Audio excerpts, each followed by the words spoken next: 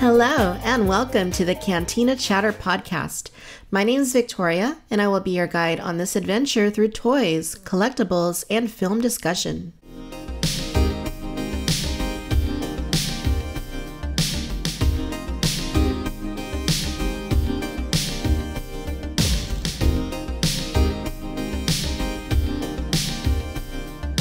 In this episode, I'm kicking off a new series titled The Best Toys Ever. This Cantina Chatter series will focus on one awesome toy in each episode. In each of these episodes, a guest will join me to discuss these toys, explaining why they are so important and how they have left an impact on toy collecting. It will not be a regular series, but you can expect for these episodes to pop up from time to time. In this inaugural episode, the focus will be on what is perhaps the greatest Star Wars toy released in the last 24 years, and that is the new Hasbro HasLab Star Wars The Vintage Collection Jabba Sail Barge, the Katana. That's a long one. I recently reviewed the Katana on the Victoria's Cantina YouTube channel. I assume that many of you have seen the review, but if you haven't, it's the perfect counterpart to this episode, so I will put a link to it in the show notes. I will also be joined in this episode by none other than Chris from BanthaSkull.com, friend of the podcast, and one of the great people in charge of doing fantastic work over at Bantha Skull. Before we get into our chat about the sail barge, I was recently contacted by Paul Newitt over on our Facebook page. Paul was kind enough to share a really cool story with me that will tie in perfectly with this episode. So, back in 1982, Paul was lucky enough to see the actual set for the sail barge during the filming of Return of the Jedi. How amazing is that? He was also kind enough to send along several photos from his visit, along with a story explaining what he saw. So I'd like to read it to you. Paul M. Newitt's amazing adventure, the making of Return of the Jedi at Buttercup Valley, California. Here's the story of my adventure to an actual Star Wars filming location in California, which was a stone's throw from Yuma, Arizona. It was during April of 1982 that a friend's newspaper boy told him that he and his dad were riding their off-road motorcycles out in the desert and noticed that they were making a Star Wars movie. The fake name for the movie was Blue Harvest, but they knew it was really a Star Wars set built out there. Word spread quickly amongst the fans of our Star Trek/sci-fi club, Star San Diego, and like a scene from It's a Mad, Mad, Mad World, we all jumped into our cars, quickly made the trek east from San Diego to Buttercup Valley, a state park. It's well known to Hollywood, where the Rat Patrol TV series and The Last Flight of the Phoenix, the original film, was shot. When we drove out there, we discovered that off the main highway, there was a southbound road that was watered down to get to the site. Driving up a sand knoll, I was greeted with the incredible sight of Jabba's sail barge, although we had no idea what it was then. It was huge and so impressive. I thought, science fiction is real. They only built one side. I took about 4 36 exposure rolls of 35mm slides that I scanned. Among the photos I've included are, yes, that's me in a cowboy hat. I found it, so I put it on. Views of the sail barge, when we saw aliens sticking their faces out of the shutters. Lots of activity on the set. A helicopter flyover with a round camera mount for flyover scenes. I think I saw ILM's Richard Edlund step out of the copter when it landed. We saw a forklift next to an A-frame setup, which was for the scene of lifting R2 and 3PO out of the sand. We saw the skiffs and stunt people practicing on them to fall onto padding below. Several R2 units were lifted into the barge for different FX scenes. We saw the speeders just waiting to be used. Gotta wonder if they were intended for use by the Empire in the sand barge scenes. But was it cut out? We saw Mark Hamill, and he was gracious enough to talk to us through the cyclone fence surrounding the set for over an hour. This is him in a checkered blue robe. The nicest guy that he is, I remember him saying, we should really make a movie named Blue Harvest. We saw Carrie up on the deck with the gun in her metal bikini. Kind of a wow moment. Only by more curious attention on some sort of guy with a jetpack flying into some sort of pit. The bunch of us had to hide in front of a bulldozer blade during a short sandstorm while we were there. Overall, it was a spectacular visit, and some of us went out there 3 or more times. It was hot and dusty, but way too much fun. It took until 1983, when Jedi premiered, to know how all of this would make sense and just who Jabba was. When we saw the movie, it all made sense. Thanks. Hope the podcast goes well. Paul. Yeah, you guys, these photos are really quite great. So I'm going to be posting some of them on social media in the coming days. So if you want to check them out, be sure you're following on Facebook, Instagram, Twitter, all that stuff. And I'll definitely be putting these on there because these are really, really great photos. And there's even a photo here that Paul took of Mark Hamill wearing that checkered robe. And that is a lot of fun. I mean, this is like classic Mark Hamill, just looking at this picture. Oh, yeah, so awesome. That's also a really interesting suggestion he makes about the speeders being there on the set. Why would there have been speeder bikes on a Tatooine in the Dune Sea? There's a lot we can speculate on there. I'd like to get some more information on that, but that's the first I've heard of this, and it does make you wonder if there was maybe a moment where the Empire was drawn to all the commotion going out at the Dune Sea and were called in or something. Very curious stuff. And you can definitely see where they took a lot of the design elements from this set and incorporated them into Jabba's sail barge, the Cantina toy. So yeah, that's awesome. I knew the Dune Sea sequences were shot here in California, very close to the Arizona border. Just a few hours' drive from San Diego. From what I've read online, believe it or not, people that go out to Buttercup Valley still find fragments of the sail barge and the rest of the set out there. I'd love to visit it someday. I'm sure it would be quite an adventure. But to actually have been there as it was shooting, I mean, that's as good as it gets. A huge thank you to Paul for sharing his story with us.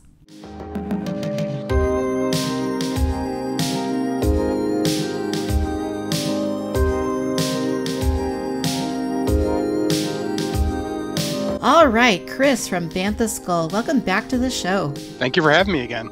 It's great to have you back on Cantina Chatter. So what have you been up to lately? Oh, I've been putting together a rather large toy. You might have heard about it. I think I might have heard about that one. Yeah, Jabba's sail barge is the reason we are talking today. This has been like a year-long process from announcement to the occasional updates that Hasbro was sending out via email that neither one of us received. Right, and I don't know if you were aware, Mr. Stevie actually commented when on our site that when people were receiving them, that it was something you had to opt into, and I forgot to mention that to you. And apparently I didn't opt in, and I'm guessing neither did you. Yeah, which that strikes me as interesting because I usually don't miss details like that, so it must have been very obscure. Right. Well, I think this was their shakedown cruise, so they probably went through some bumps with their first run of this. Of course. But I think overall, they delivered on the time that they said they were going to be sending out the barge, because it took roughly about a year, and it actually made its way into homes, I think about a week or so after they originally said, was it not? Yeah, I believe they originally said it was going to ship on the 28th, and they shipped March 4th, so 20th of February to March 4th, so not too bad there, especially considering that they completely overshot their original goal of 5,000 and going to 8,800. I'm sure they had to make more of them than that. Yeah, good point. Tacked on a little extra time. Totally. So let's go back to Toy Fair of 2018. Hasbro announces that they are going to be doing this brand new sort of initiative called HasLab. And the very first project is a crowdfund sort of a project. It's Jabba Sail Barge. What were your initial impressions based upon that announcement? Have you ever seen those videos on YouTube where somebody gives somebody a fake scratch ticket that's a winner? And, it's just a prank, and they get all excited and think they won. At first, I was actually pretty calm because I was expecting the rug to get pulled out from under me. I've been waiting for this thing, literally almost all my entire life. So when they announce, I'm like, this can't be real. What's wrong? What am I missing? Is it going to be some drastically scaled down version of it? And so I was in absolute disbelief probably until we got down to the showroom. I couldn't even comprehend that this was real, and fortunately it was. Yeah, so it was certainly out of left field. I don't think anybody expected that this was going to be something maybe that was ever going to happen for one, but also something that Hasbro was going to try to use as this HasLab initiative to try and get it done. Because it does seem kind of unusual for a company like Hasbro, you know, such a big multi-million-dollar corporation, to try and crowdfund something. And I know a lot of people have negative feelings on that. Some, you know, don't really have any opinions about it. That's a totally different conversation. But yeah, it was a very surprising thing. And, you know, I too was immensely excited for it. I never expected that I would be adding Jabba Sail Barge to my collection. So that seemed to be pretty much the consensus for people that had been collecting these toys for a long time. Was, you know, there was a lot of excitement. Hasbro was finally, you know, doing something pretty awesome for 3 3/4 inch, which they hadn't really done for several years. Right. So yeah, a lot of excitement all the way around. I literally had, and then once I got down to the showroom, and yes, this is real, I literally had goosebumps, and it's a little embarrassing to admit that a grown man getting goosebumps over a toy, but that's the state I was in that day. Yeah. In fact, they had a little postcard that was just announcing the sail barge, the HasLab initiative, and I've kept that as just a memento. I've protected it because that was just a great memory that day of this getting announced. That's awesome. So Hasbro sent out updates. So one of the first things they actually sent out was the booklet that accompanied the barge. Did you receive the booklet? I did. Okay, so I didn't get the first, like, they sent me one and I never received it, so I had to contact them again, and fortunately they resent it, and I got it eventually. And people have been putting those on eBay by themselves and making a little bit of money off of those. Yes, I saw that, and people were wondering why. And if you've been into collectibles for a while, you'll notice that people, if they can't get the Holy Grail, they'll try to get something that's near it. I know there's the Stretch Armstrong dolls. There's one, and I forget the name of which variant it was. It was a serpent, and people will pay big money just for the head. So I had a feeling that booklet would go for money, just so people, you know, if you couldn't get the barge, you get the next best thing. You get something close to the barge. Mm-hmm. Yeah, and I think you can kind of see that a little bit with some of the things they announced this year, like the Jabba's Palace Adventure set, and even the skiff especially, because that's almost, if you think about it, kind of like a baby barge. Right. And that personally, for me, talk about a 1-2 punch for Toy Fair. I feel like again, I'm still dreaming, because the skiff was so high on my list. I can't stand the Power of the Force 2 one, which was of course the vintage one. It's not scaled properly for the figures, and you can't get all your figures on there. And I think, you know, we've kind of transcended from, you know, to a bit to the detriment of the line. We've kind of transcended from toy collectors to really display and environment collectors. Uh-huh. So having that skiff that was undersized and you couldn't really put the guards on, you know, in there appropriately without cramming them all in, I was so thrilled to see the skiff get announced as well. But I know I'm getting off on a tangent. Oh yeah, it's perfectly okay. All of this stuff is going to tie into each other eventually, I suppose. Right. But yeah, so we finally got our skiffs, our barges. Mine arrived on Thursday. And when did you receive your barge? I backed 2. I got the first one this past Saturday, despite the tracking say it was showing up on Monday, and I got the second one yesterday. Very cool. So, as soon as you got it, did you rip right into it? The first one, yeah, absolutely ripped right into it. My wife was my quote unquote barge buddy, and we carefully took it. She wouldn't touch the actual box, the vintage collection box. That was the one part she goes, if anything gets damaged, it's going to be on you. She didn't want to do it, but we got it out, took it apart, and it was great. Nice. Yeah, I was just chomping at the bit for it to come in because I wanted to do a video for it. And it came in, you know, this thing is huge. For anybody that's received it, the box is probably 4.5 feet long. It's maybe even 5 feet long. It's huge. So for me to review it, I had to do a special setup like in my home office where, you know, I relied on natural light, which I have studio lighting for like reviewing action figures and, you know, things like that. But for something of this size, that just wasn't going to work. So I had to rely on natural lighting, and Setting it up along the wall where you could get the whole thing and, within the frame of the camera. And it arrived a little bit too late in the day, so I wasn't able to really do much on Thursday. But then Friday, I used practically the entire day to open it up, set it up, do the videos. And I probably spent about 11 hours of Friday solely focused on the barge between all of that. And I wonder how many people are calling out barge recipients called out sick the next day when they got theirs. Yeah, I know a few people who said they were going to be home. They were going to purposefully stay home that day that they were receiving it. And I know some people there were some hiccups there. Not everybody received on the day they expected it to show up. So, it was very impressive. When I opened the door that day and the FedEx guy was there with this huge box, I was like, all right, go ahead and bring it on in. Did your FedEx guy interview you? Because mine did. He said, "What's going on with this? I'm delivering these all over the place." Oh wow, no, I didn't hear anything from him. He just took my signature and that was about it. But yeah, it's quite something. As far as the actual packing and protection, they did double box it. Yes. I don't know if they had said they were going to put foam around the inside box or if they had not, but I know a lot of people were taking issue with that. What are your thoughts on the overall condition in which it arrived? So if I remember correctly, the original discussion was there was going to be foam around the corners of the inside the ship, around the corners of the vintage collection box, which upon further reflection, I realized that actually would lower the integrity of the box. Because the foam would actually raise the shipper carton, half inch or whatever, away from the actual vintage collection box, and wherever there wasn't foam, that would create a weak point. So I was wondering if that's why Hasbro pivoted to the box within a box, kind of a theme from Toy Fair this year. But I wonder if that's why they went to that. But to answer your question, my outer boxes, they show signs that they've been shipped across the country. Fortunately, both of the inner shippers were fine, and the vintage collection boxes themselves are, they're not going to.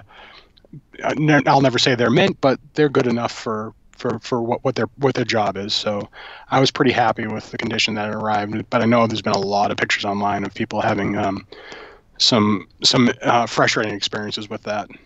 Right. Yeah. That. I've seen those. I think I saw one that had a puncture through the outer box. So it's a good thing they did double box it.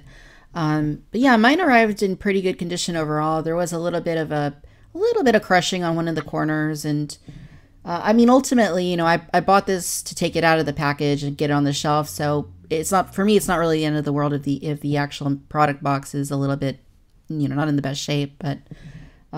I don't even know what I'm going to do with the box because I really don't have room for it. And again, it's just tremendously big. And that's going to be a whole problem into itself. My boxes are still sitting everything packed back in. So the vintage collection box inside the inner box inside the shipper box in my office right now. I too don't know what I'm going to do with these right now. Yeah, it's so did you get two of them? Did you want to open one up, or were you keeping one to keep boxed, or what were your intentions? One definitely to open up. In fact, I actually had to clear a decent chunk of my display space up to put it out. Sad note on that, I had to put my ATTE in mothballs. It's no longer on display. Sacrifice I had to make room. So one was definitely to open. The other one was just kind of to have, for lack of a better word. I was just so excited that this was such a landmark item. I just wanted another one. Yeah, and probably not a bad idea either, because obviously there's not going to be a way for us to get them again. So right. I actually had to buy an entire new shelf to display this thing. So I have this shelf that I've had for a few years now, and it's multi-tiered. It's about 74 inches high, I think, and the overall dimensions of the barge, when I was looking at them on the HasLab website, it seemed to indicate that this shelf was perfect for displaying the barge. And so the one that I had already, I have the AT-AT on there. It's a little bit of an indoor setup. So I have the Imperial Shuttle, the AT-ST, the indoor bunker, and just quite a few different figures. speeder bikes, things like that. So I went ahead and bought another one of these shelves, and I had no problem doing that because honestly, it was just a way for me to get more toys on display in addition to just playing the Barge. So the Barge is like right on the top of it, and I'll have to send you a picture. It's glorious. Nice. Yeah, I taken to using the basically a closet shelving system, but I just put the rails on the wall, and then they accommodate up to 24 inches deep with those. So that's what I'm doing. I had that already for the Falcon, the BMF, and the ATT. But as the Falcon got rehomed, and the ATT got put out to pasture, so to speak, collecting pasture. Yeah, that's a tough thing. When you've been collecting these toy lines for, decades, it just becomes impossible to display everything. So I've always taken the approach that, I'm never going to be able to see everything 100% of the time. But, if I can at least rotate things in, once a year or whatever, at least, I'll get to see everything a little bit and appreciate it in that way. So. And you get a renewed appreciation. It's fun. It's fun when you do that, when you rotate your collection. I'm coming around to that finally. Nice. Very cool. Yeah. Okay. So as far as the assembly of the sail barge goes, I think at the bare minimum, we could say it's a little bit of an adventurous process, isn't it?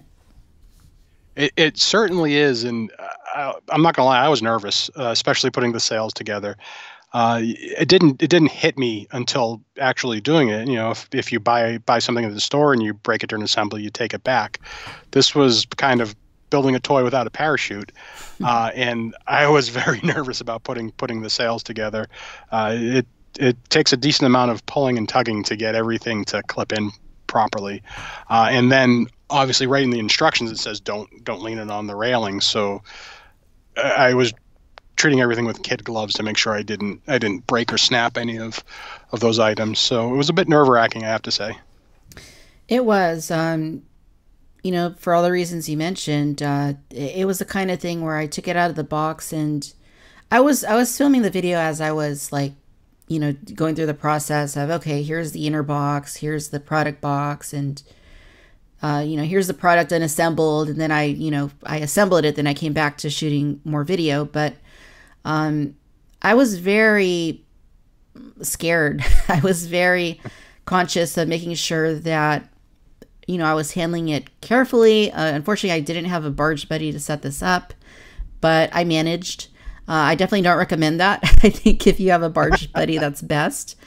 But it was an interesting process. The barge is very hard to assemble if you are doing it on your own, because there are parts that you have to put underneath it, like the little antennas and the little pieces that stick out of the engine and the clear legs. So you definitely want to have two people to do that. But the issues that I was most afraid were going to happen kind of did happen, and that was with the sails. I know we kind of talked about this a little bit, but the sails on this thing they designed them in a way so that they could be very true to the film, which, I greatly appreciate.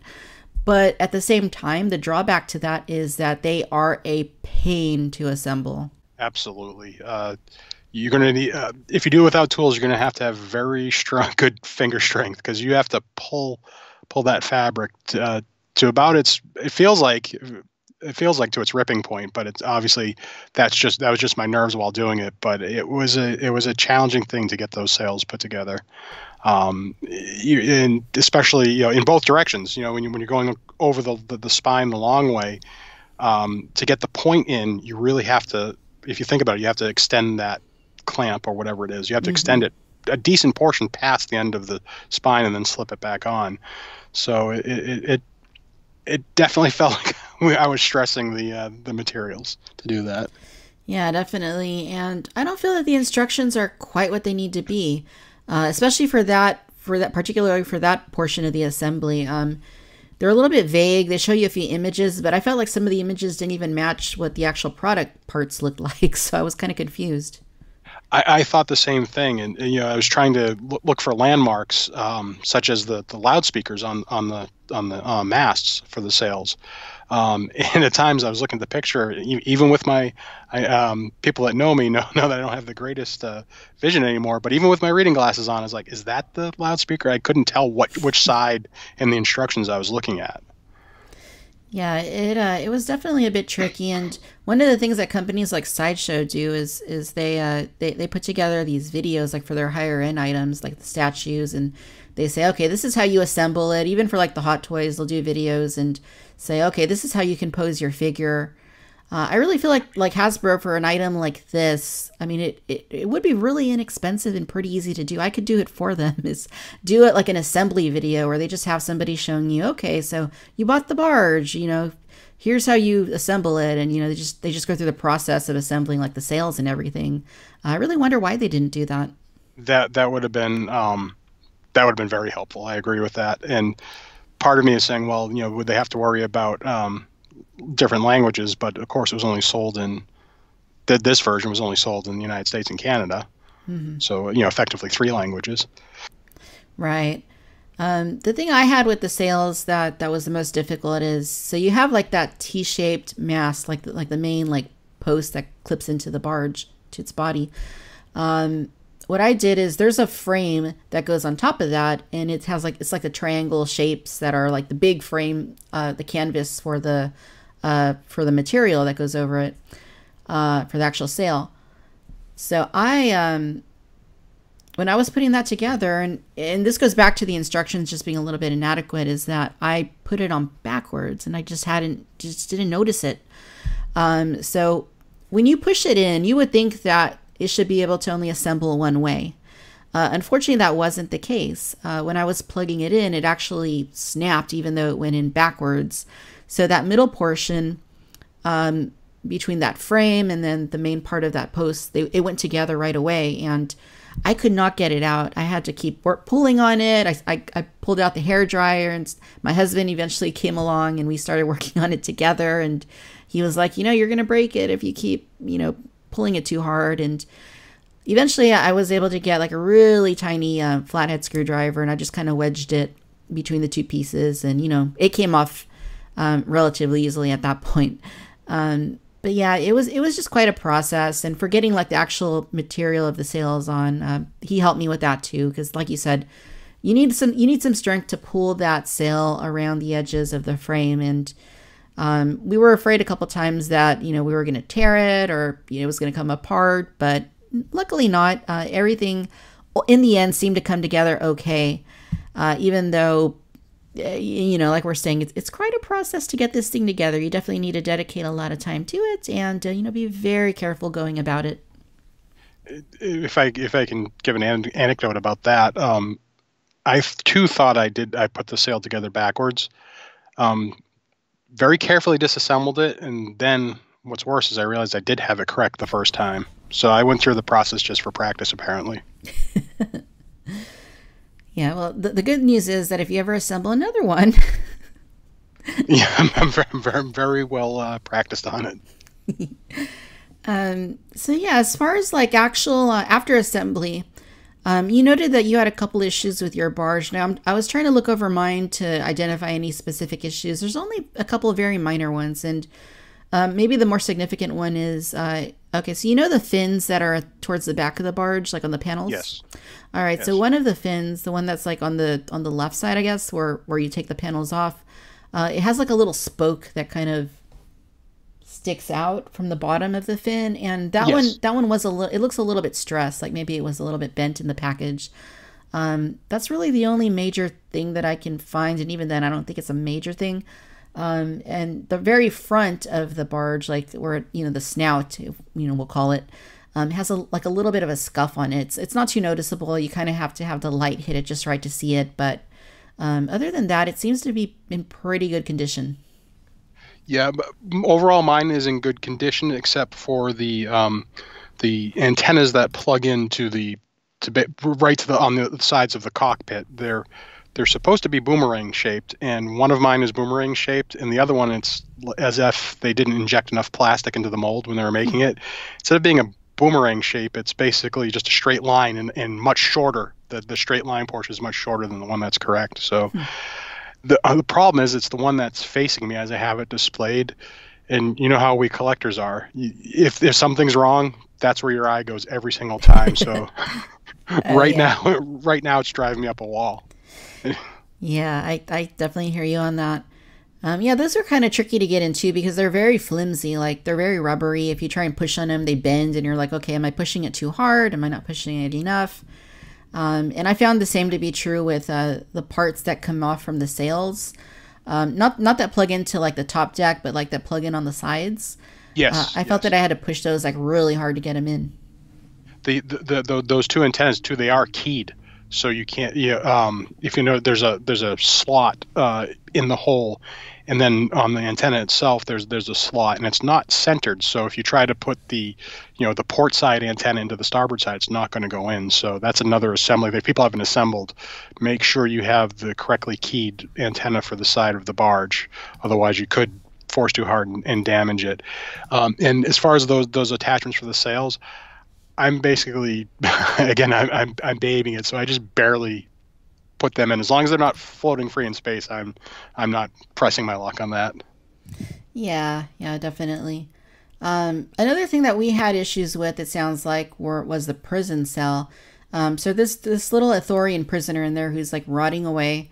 Who knows how long he's been in there. Great looking sculpt. It seems like it is permanently affixed to the inside of the cell. So unfortunately, you can't pull it out.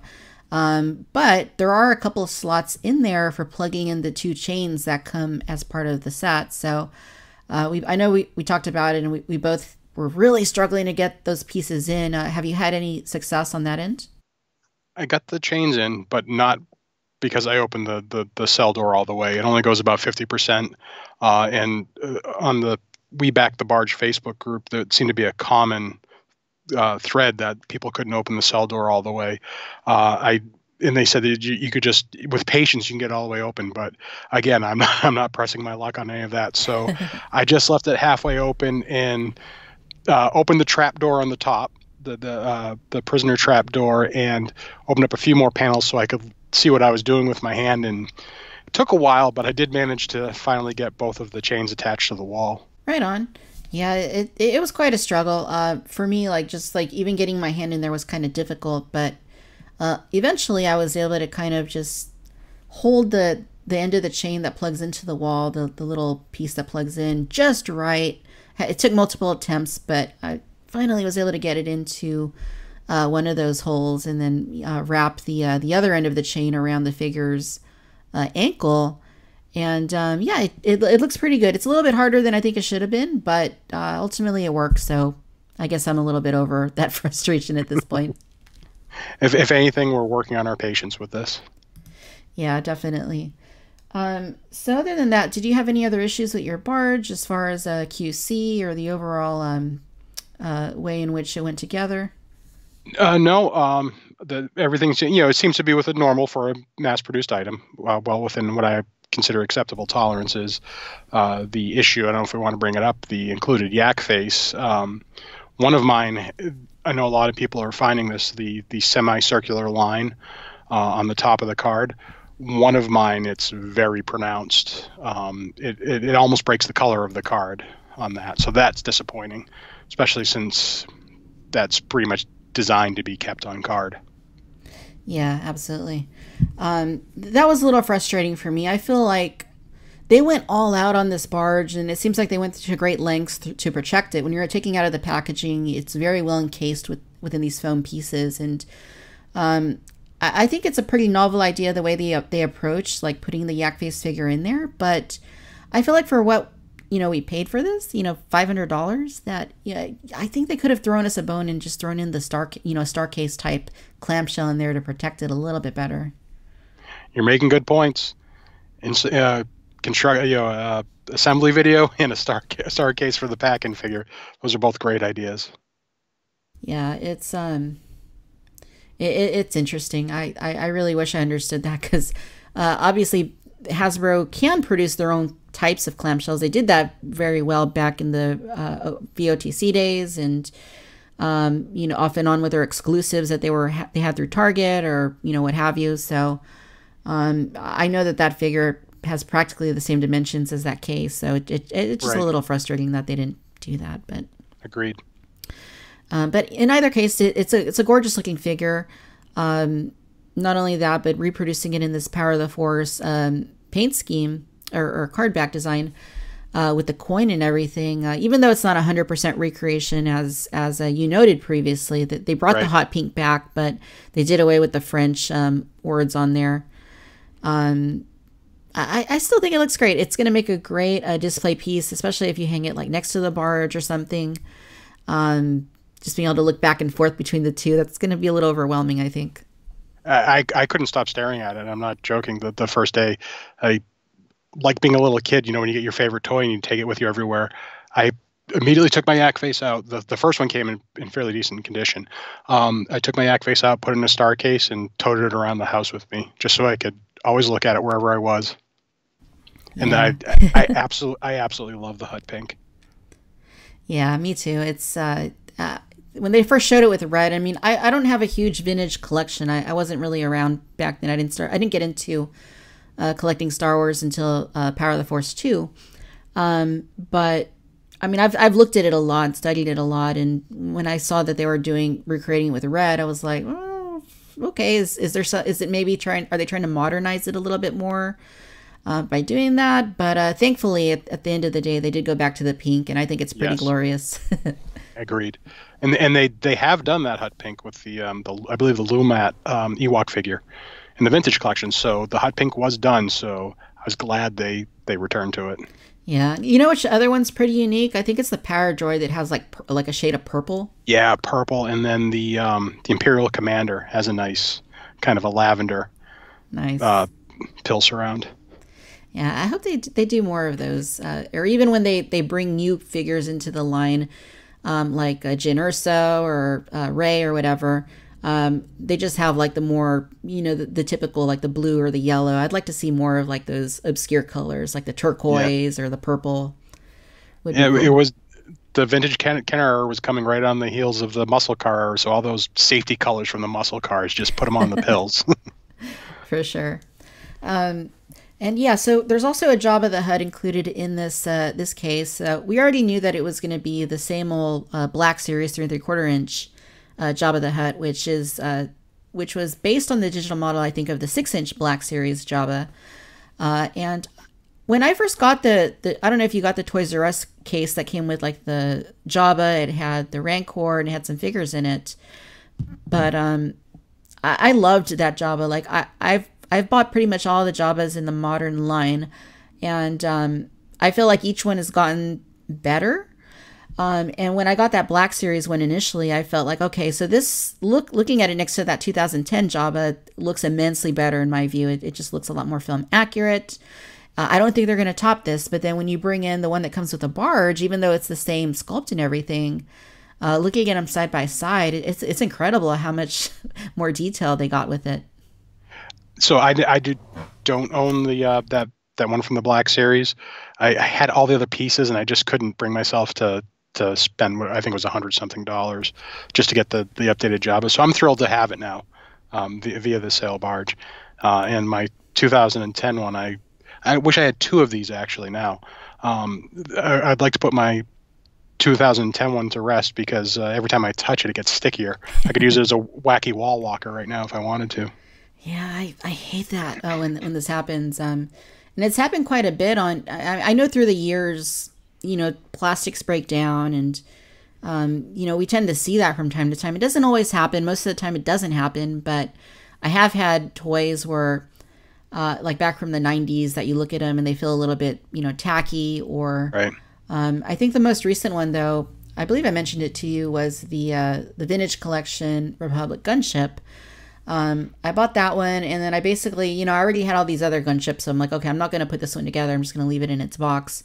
But I had opened the box when I first received it, so I could like open it up and just take a look at all the contents and everything. And then I put it back in the closet for probably a couple of years since I last opened it. But I finally opened it a couple months back, and I noticed like the cardboard insert on the inside had like it looked like it had gone wet. I'm like, okay, well, that's weird. But then I start pulling everything out, and then like the back of the gunship, like the main hull, is like all wet and sticky, and it's got this goo dripping out of it, and it's like, oh my gosh, it's heartbreaking when that happens. It is. Were you able to restore it back to? Not 100%. I talked to a few people, and what I've done in the past is I've just taken soap and water and, kind of gone over it with a toothbrush. That usually works like on figures, but in this case, it just wasn't doing anything. The goo was like too thick and too sticky. So I talked to Adam Paulus about it, and he said, well, try a magic eraser. So I'm like, okay. So I got a magic eraser, I started going at it, and it actually worked. It started taking off all of that stuff. Unfortunately, the Republic gunship has a bunch of like little crevices and lines on it, and when that stuff gets in there, it's really difficult to clean it. Yep. I was able to ultimately get practically all of it off that I could access fairly easily, but it came back after about a month to some extent. It's a little bit sticky on the back again, so... I'm probably just going to, call it a loss and, invest in a new one at some point. Well, that's a pricey one to go get a new one. Yeah, that's the thing. It's like I already have. I bought this thing several times in the past. It's kind of like, can I just be happy with one of those other ones? It's tough because I feel like the vintage collection version is like the definitive Republic gunship. Right. It's got the best detailing on it. It looks the most accurate to Attack of the Clones, and it's got the bubble turrets, and I just think it's the best one overall. So I mean, that's a little bit hard of a pill to swallow, to say, okay, well, it didn't work out, but I guess that's the way it is when we're collecting all these things. You got to make some of those decisions sometimes. Right. Myself, I've actually sold I've never owned two Republic gunships at the same time. I just keep buying them and selling them, buying them. I don't own one right now. It's just it's a huge volume of display space it requires. You think of it as, long and narrow, but the wings actually require a lot of volume to display it. Exactly. It's really difficult to display for that reason. It does take up a lot of space, and it's a bummer. But going back to that Jabba, that actually happened to mine as well. That 2010 Jabba. It has like a different, it's a little bit more rubbery, I guess, than any of the others that they've done over the last like couple decades. But mine had that same issue. Like it was starting, especially in the bottom, like when I was pulling it off of the dais, it was like starting to like get stuck to it almost. And yeah, so I finally put that one away, and I just put the Black Series one on there. And it kind of just remained there until... the other day when I opened up the Barge and I migrated all those figures into the Barge. Okay, so as far as how you've assembled your own Barge, what kind of figures have you put in it so far? So I've actually, ever since the Nikto Gunner came out in the Legacy Collection with the rail cannon, I've been prepping for a sail barge to come out. So I've been buying two of every single figure that could go in the Palace or the Barge this entire time, with plans of just stuffing them all inside the Barge whenever it came out. And then I realized that I don't know if I want to open the sides of my Barge, because I don't know if I don't really want dust getting in there. It might be hard to clean. So I'm having that debate with myself right now.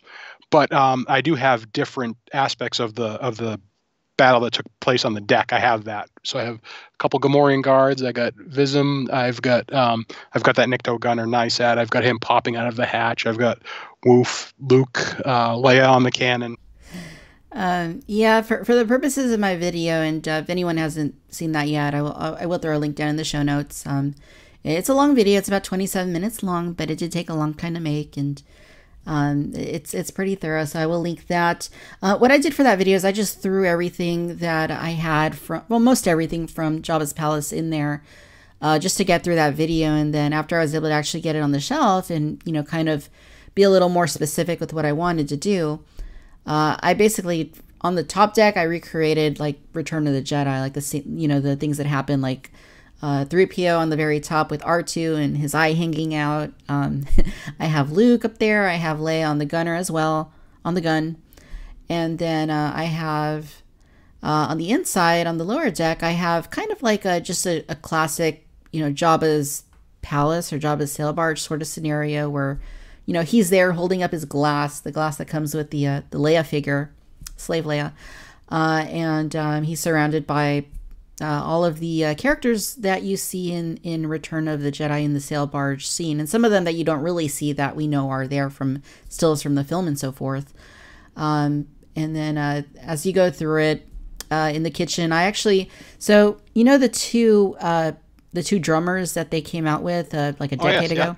Yep. So I didn't really have room for the band in the barge. Like I put Max Rebo in there and that was about it. So I took those two drummers and actually put them to work in the kitchen. Like the bigger one, because, his legs are, the way that his legs are done, you can't really pose them or anything. Right. He looks perfect, like just hovering over the kitchen sink. And then the other one, I have him like more towards the back, like on the bench, like we're in the little armory. So that's fun. And then in the prison, I didn't put anybody in the prison, but I have like right outside it, the two from Return of the Jedi after Luke kills the Rancor. Is it Malakili? Your guess is as good as mine on that. Malakili? I don't know. Him and then the other skiff guard looking character that was about to kill Luke. Giron, I think it's I don't know how it's pronounced. Yeah. Sounds about Giron or something like that. They're in there together, just kind of guarding it because it just felt like that's what they would do.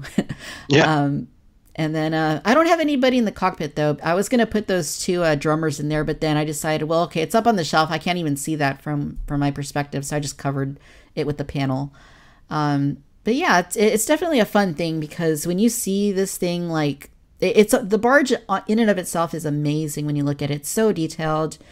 But then when you have the figures in there, that's when it really comes to life. And it is truly fun because some of the features aren't advertised on the packaging, or at least I didn't see it. You mentioned C-3PO and R2-D2. The railing actually detaches there. You can pull that section of railing out so you can recreate the scene where R2-D2 pushes C-3PO at the end of the battle into the sand so they can be picked up. And there's other things as I was going through. I'm like, oh, I didn't know it did this, did that. So it does kind of give you that little bit of that Christmas morning feel when you start interacting with it a little bit. Yeah, absolutely. And it does have a lot of features. And that's something we kind of skimmed over a little bit is there are a lot of little things that are integrated into the barge. And I love how it has like the prison trapdoor with the little button. Yeah. That's just like super, super fun. And then the little, what do you call it? The little smuggling compartment. Yes. That's great. I mean, you could store, weapons, figures, whatever in there. It's just got all these things built into it. Even Jabba's dice like sliding back and forth. Right. I thought that was really cool. I think it actually would have been cool maybe a little cooler if it slid forward and back rather than side to side, but that's just I'm with you on that. In fact, that's what I tried intuitively. That's what I tried to do at first. I tried to slide it forward. Then I'm like, oh no, it goes left to right. Yeah, it's great, and I mean, like we were saying, the detailing on this thing is absolutely stunning. My husband usually doesn't really care for any of this stuff. He's happy that it makes me happy to collect, but it's not really his thing. He tolerates it pretty well though. But I pulled him in and I said, okay, I got to show you I know you don't really care for this stuff, but sit down and take a look at the details inside this thing. And he was pretty blown away. So I mean, that really says something. They really went out of their way to make this special, by incorporating all of these detailing. I don't know where I read it, but I think I had read somewhere that there were like 1,000 different. Yes. Yeah. That was the round robin Q&A at Toy Fair. 1,000 different paint applications to it, which is amazing. Yeah. And the one that blows me away is how realistic they got the wood to look. It looks like wood inside. It truly does. All of the details, anything that's supposed to look metal looks metal. Anything that's supposed to look wood looks like wood. Even like the bits like in the prison cell, when you look in there, it looks grimy. It looks like it's it's crazy. Like the level they went to make everything so detailed and so realistic. And I really got to hand it to them. I know this thing was expensive, and I know that a lot of people took issue with that and with the whole HasLab crowdfunding thing. But I really feel like they delivered in this case.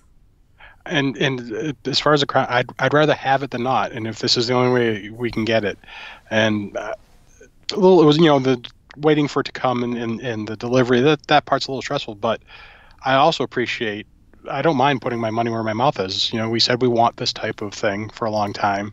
That kind of the toy that bridges a true toy, kind of like with we were getting in the line for a long time with the Nerf cannon features. We wanted something that wasn't really a true toy, but really more of an environment or display piece or a replica. And they delivered it. They delivered it, and I'm happy that we were able to pony up and say, yes, we've been saying we want this, and we were able to actually put our money where our mouths were. Totally agree. I mean, if it was either this or not getting it at all, then sure, let's crowdfund it. And I say the same thing about exclusives a lot of the time because a lot of lines have exclusive items that you can only get at one store or another. Some countries don't have those stores. People get upset, and that's completely understandable. But at the same time, it's like, okay, well, if it either came down to this being a Target exclusive or not happening, make it a Target exclusive. I'll be okay with that. And it's funny, we always do get upset about that. In the long run, I don't think any of them have ever been hard to acquire. It might take a little more effort, but it's not impossible. I was very stressed out about the Dr. Aphra San Diego Comic-Con 3-pack about getting that, and ended up being as usual, wasn't worth the stress that I put into it.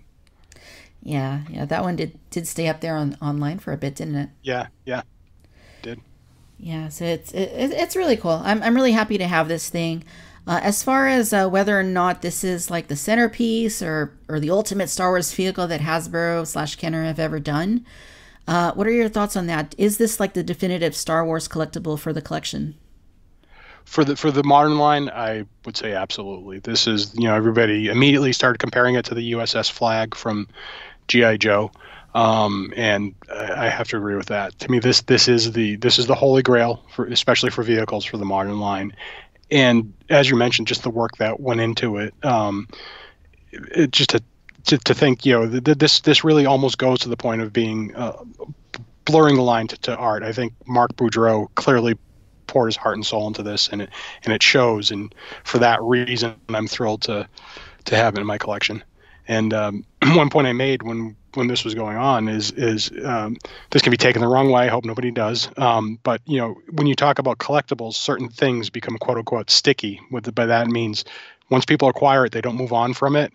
And I think that's going to be the case for the sail barge. Once people get one, that's it. It's not going to go. You're not going to find it on eBay or in a yard sale or at a flea market or anything like that. Once people get this, it's going to stay in their home till they pass on, probably.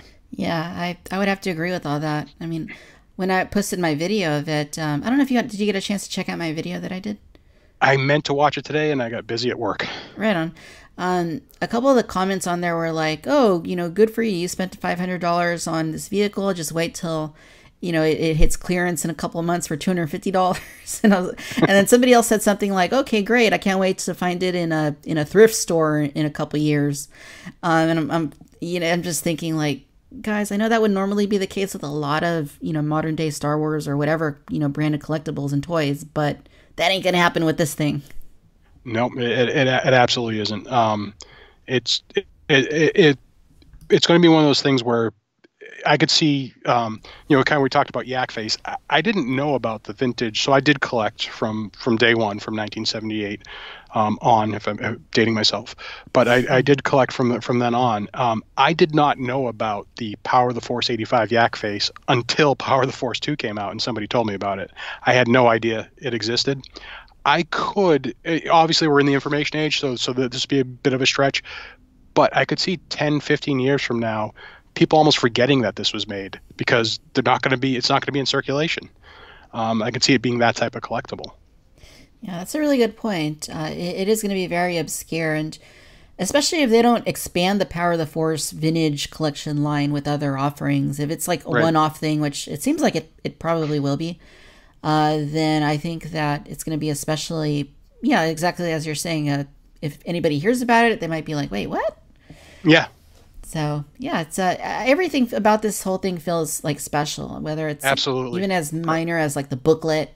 But I mean, just having the barge and the Jabba and the figure, the Yak Face, like every aspect of it, feels like, a lot of passion went into it. And it's really amazing to see what Hasbro is capable of when they want to do something for the collector, something very special. And they truly hit all of those goals here. Absolutely, and like you said, it always feels good with that power. Even the original mock-up, I know we didn't get it. The fact that it was the bilingual card, just that wink to let them, it kind of lets us know, hey, we're just as passionate as you are. Absolutely. So, Chris, do you have any outlook for the future of HasLab or anything you'd like to see happen in the future? Just more. That's been my theme. As Bantha Skull is a 3 3/4 inch website, and I'm a 3 3/4 inch collector, and that's my only gripe right now. Just more, give me more. And every channel you can get out there. If it's HasLab, if it's that adventure set, I mean, what a great way, what a great out of the box thinking, that adventure set, to get us 2 repacks, but they were original 92 or original 96 figures. So the collectors are clamoring. We want all the original 96 Kenner figures in the vintage collection, but when they're repacks, that could tend to gum up the retail pipeline. Yeah. So you have that adventure set, and you repack them in there carded. You get you get a 2-for-1 there. It's not going to block up the retail pipeline, which needs to be best used for fresher product, for the main line. But it gets it out to the collectors who want that sort of thing. So I'm excited about that type of stuff, and I just hope Hasbro keeps taking advantage of every program, distribution program they have. 100%. Yeah, I completely agree. It's ingenious the way that they approach that Jabba's Palace adventure set. I'd love to see them do that with a new Cantina adventure set, or yes, a Bespin play set. I mean, just keep using that approach to offer the product that the longtime collectors want and are passionate about, and will buy it in probably multiples, obviously. Right. So yeah, I mean, here's hoping that they keep things up. I mean, things look great that are coming in the vintage collection later this year. I think as long as they find the right balance, not so many repacks, not so many more sequel trilogy oriented figures, but keep focused on the stuff that people are asking for. And I mean, I think they'll keep winning every time if they keep putting that game plan forward. And if it's repacks, as long as they're smart repacks, people aren't going to complain. There's ones that repacks that people would jump up and down about if they were re-released. So as long as they do smart ones, I think we'll be okay. Absolutely. Well, Chris, do you have any final thoughts on the sale barge or anything else you'd like to mention? I was talking to John from the Vintage Collection Facebook group, and one curious thing, how collectibles always tend to have that one state that is always considered most desirable. So for a vintage Kenner card, you want unpunched and offerless. It doesn't have the sticker on the card. Mm-hmm. I'm wondering what that state is for the sale barge. I don't think it's sealed inside the shipper box, personally. I don't know about you. That to me, that has no appeal as a collectible, so that kind of never opened before. I don't think that's going to command a huge premium down the line as far as a collectible state. I think this one's fine to open up, to tell you the truth. Right. Yeah, that's a good point. It's kind of hard to say. I mean, there's no way somebody's going to have a perfectly intact box. So any stress you put it through, it's not sealed. Any stress you put it through opening it up, I don't think it's going to affect the long-term collectability. Right, and you can also tell by the tabs on the box, like if they've been pulled, because they get a little bit stressed when you're pulling on them. So. Yes. Yep. But yeah, it's I think any which way you slice it, this is something really special, and I think if you did support it during the campaign, that you're probably going to enjoy it for the rest of your life. I hope that I am. And, truly, it is the centerpiece of my modern Star Wars toy collection, as you noted. It's a very special item. It's the kind of thing you walk into the room and your eyes, just wander over to it, because it's this huge thing up on the shelf. And, I mean, it looks so realistic and so incredible, and I'm really happy to have it. And it's the type of thing that, unless somebody really is into the hobby, they're not going to know what it is when they walk in your house and see it for the first time. You're going to get that, what is that type of reaction, which is really cool. Absolutely. Yeah. And that's another cool thing about it, is that it's not an X-Wing. It's not a TIE fighter. It is something that's a little bit more film specific, but also I think we only see it on film for like 7 or 8 minutes or something. Right. So yeah, I think that makes it all the more special though, personally, but. Absolutely. Yeah. Well, Chris, it's been a pleasure having you on the show today. You guys do fantastic work over on banthaskull.com. I assume that most people listening are familiar with Bantha Skull, but if not, I will throw a link down in the show notes, and I encourage everybody to head on over there and check it out. Appreciate it. This is, as always, this was a lot of fun. Absolutely. So where else can our listeners find you on the social medias? Bantha Skull has, we're on Facebook primarily and Instagram. Instagram's probably the one that has our most traction right now. I don't have the address, but if you go to banthaskull.com, the social media buttons are in the upper right of the page.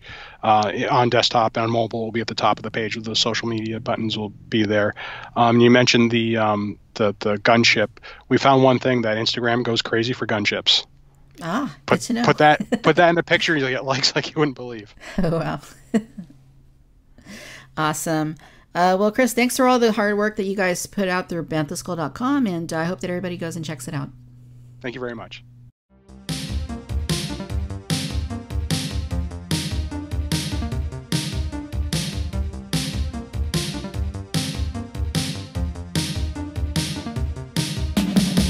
In our next episode, we will continue our long-term look at the Star Wars toy line with part 3 of the Star Wars Modern Toy Line Retrospective. I recently got a chance to chat with the world-famous Dan Curto about the Power of the Jedi line, so stay tuned for that episode, as he is always lots of fun to listen to. I've also gotten quite a bit of positive feedback about this series on YouTube, so I'm really glad that you guys are enjoying it and supporting the series. If you are listening on Apple Podcasts, be sure to rate Cantina Chatter and leave a review. In fact, be sure to do that no matter where you're checking out the show, whether it be Google Play or Podomatic or YouTube or anywhere else. This show is a labor of love, and it is here for all of you to enjoy.